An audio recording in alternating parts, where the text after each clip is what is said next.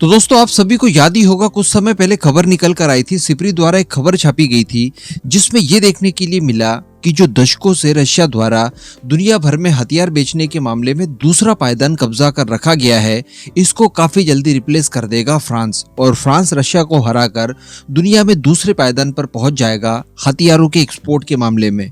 हालांकि उस वीडियो में हम लोगों ने इस बात को लेकर जरूर डिस्कस किया था कि देखिए, अगर दूसरे पोजीशन पर फ्रांस आ भी जाता है तो इसके पीछे केवल रफाल कारण होगा। और अगर बात की जाए रशिया की, तो रशिया केवल फाइटर जेट ही नहीं बल्कि दुनिया के सभी तरह के हथियार, यानी वो सारे हथियार जो कि एक्सपोर्ट किए जाते हैं, उन सभी हथियारों को एक्सपोर्ट करता है। लेकिन अल्टीमेटली अगर क्वांटिटी वाइज देखा जाए और इनके बदले जो विदेशी मुद्रा भंडार देश में लाया जाता है, उस मामले में फ्रांस काफी बड़े अंतराल से रशिया को हराने जा रहा है। और आने वाले 1-2 सालों में डेफिनेटली इस पोजीशन पर फ्रांस पहुंच जाएगा, जो कि रशिया के लिए बिल्कुल भी सही चीज नहीं है, क्योंकि पीछे पीछे चाइना भी आ रहा है। हो सकता है कि चाइना नंबर 3 की पोजीशन पर आकर रशिया को 4th नंबर पर धकेल दे, क्योंकि वैसे ही इस समय रशिया के ऊपर काफी ज्यादा सैंक्शंस लगे हुए हैं। जो रशिया के पुराने अलाइज हैं वो रशिया से हथियार वैसे ही नहीं खरीद पा रहे हैं। लेकिन इसी बीच एक और चीज देखने के लिए मिली है। देखिए, सबसे पहले तो हम लोग अगर जियोपॉलिटिक्स को ध्यान से देखें तो नाटो संगठन जो है वो रशिया के पड़ोसी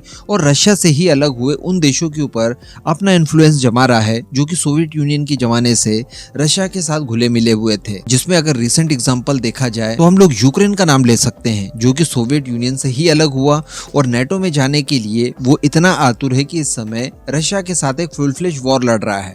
इसके साथ साथ रिसेंटली स्वीडन, जो कि रशिया का पड़ोसी है, वो भी नाटो ज्वाइन कर चुका है। लेकिन दोस्तों, अब जो चीज निकल कर आ रही है और उसको अगर आप गहराई से देखने की कोशिश करेंगे तो ये खबर रशिया के लिए पहले से भी ज्यादा खराब है। देखिए, कुछ नए ऐसे देशों को अगर हम लोग देखें जो कि रशिया से बहुत अच्छे संबंध रखते थे, रशिया के काफी नजदीक थे और रशिया से बड़े स्केल पर हथियार खरीदते थे, वो फ्रांस के पाले में जाकर खड़े हो गए हैं। और फ्रांस बोले तो नेटो का ही एक स्ट्रॉन्ग मेंबर है। तो ये कहा जा सकता है कि नेटो ऑफ फ्रांस के जरिए उन देशों के ऊपर भी अपना इन्फ्लुएंस जमा सकता है जो कि रशिया के करीब थे। पहले नंबर पर अगर बात की जाए तो भारत है। भारत ने जब से रफाल खरीदे हैं उसके बाद भारत और फ्रांस की नजदीकियां जो है वो उस लेवल की हो गई है कि रशिया को कहीं ना कहीं दूर हटा देने के लिए एक रास्ता मिल गया है। चलिए, भारत की बात अगर इस लिस्ट में हम लोग ना भी करें, क्योंकि भारत गुटनिरपेक्ष रहा है, तो दूसरे कुछ और देश हैं जो कि रशिया के करीब थे और अब वो फ्रांसीसी पाले में जाकर खड़े हो गए हैं। इजिप्ट का नाम ले लीजिए।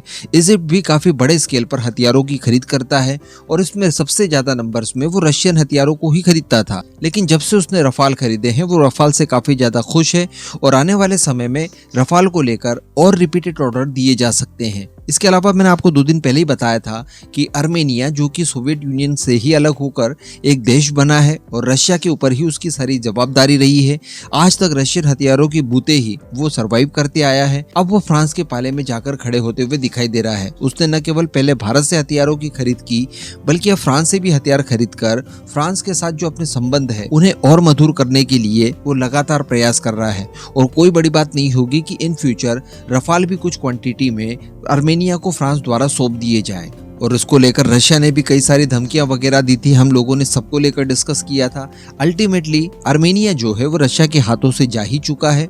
नेटो का भी डेरा डल जाएगा इन फ्यूचर, हम लोग खुद देखेंगे।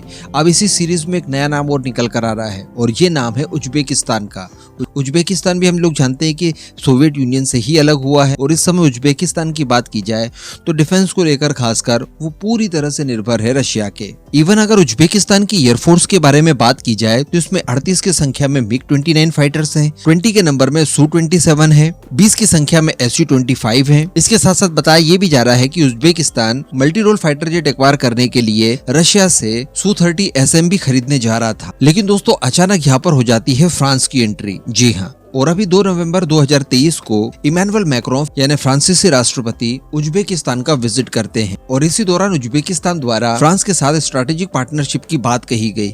अब उज्बेकिस्तान की अगर बात की जाए तो वो किसी दूसरे देश से अगर स्ट्रैटेजिक पार्टनरशिप स्थापित करते हैं तो वो सबसे बड़ा संबंध हो गया किसी दूसरे देश की तुलना में। इसी के साथ साथ बताया ये जा रहा है कि अब उज्बेकिस्तान रफाल खरीदने में इंटरेस्ट दिखा रहा है। जी हाँ, काफी जल्दी ये खबर हमें सुनने के लिए मिल सकती है कि उज्बेकिस्तान द्वारा फ्रांसीसी रफाल फाइटर्स के लिए ऑर्डर दे दिया गया है और ये रशिया के लिए किसी बहुत ही बुरी खबर से कम बिल्कुल नहीं हो सकता, क्योंकि उज्बेकिस्तान से जो रशिया के संबंध हैं वो अभूतपूर्व हैं। एक तो स्ट्रैटेजिकली बहुत ही ज्यादा इंपॉर्टेंट है उज्बेकिस्तान रशिया के लिए, उससे मिलिट्री हार्डवेयर भी बड़ी मात्रा में खरीदता है, रशिया का ही पार्ट था जो कि अलग हुआ बाद में। अब ऐसी परिस्थिति में अगर वो फ्रांस के साथ स्ट्रैटेजिक पार्टनरशिप स्थापित करता है, उससे रफाल फाइटर्स खरीदता है, और रफाल फाइटर्स के अलावा भी यूरेनियम के क्षेत्र में ले लीजिए, व्यापार के क्षेत्र में ले लीजिए, कई सारे महत्वपूर्ण क्षेत्रों में ये लोग साझगांठ करने जा रहे हैं, तो ये रशिया के लिए बहुत ही बुरी खबर है, क्योंकि पीछे पीछे फ्रांस के बिल्कुल नेटो की दस्तक भी उज्बेकिस्तान में इन फ्यूचर हम लोग देख सकते हैं। तो अगर हाल फिलहाल के कुछ ही वर्षों में अगर हम लोग देखें